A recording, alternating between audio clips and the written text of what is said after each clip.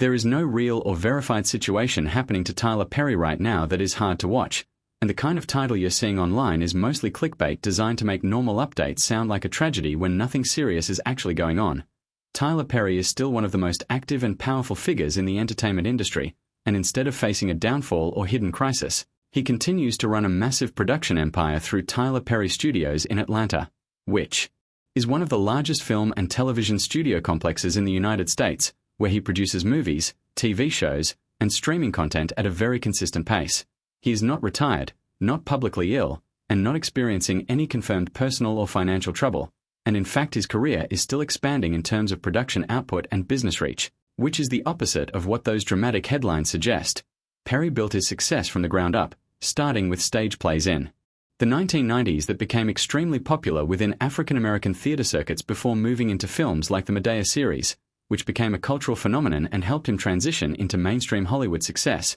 eventually allowing him to build his own studio rather than relying on traditional Hollywood systems. Today, he works as a producer, director, writer, and studio executive, meaning much of what he does is behind the camera, which sometimes creates the false impression for casual viewers that he is less visible or something has changed negatively, when in reality he is simply operating at a higher executive level rather than constantly acting on screen. He also works with major networks and streaming platforms, producing shows and films that continue to be released regularly, and he remains a key figure in discussions about independent filmmaking, representation in media, and black ownership in Hollywood. When people online say things like, "What's happening to him right now is hard to watch," they're usually reacting to very normal things such as aging, a new look, a new role, or a business decision being framed in a dramatic way, but there is no credible reporting from major entertainment news sources indicating any crisis in his health, finances, or personal life. Like many celebrities who have been in the public eye for decades,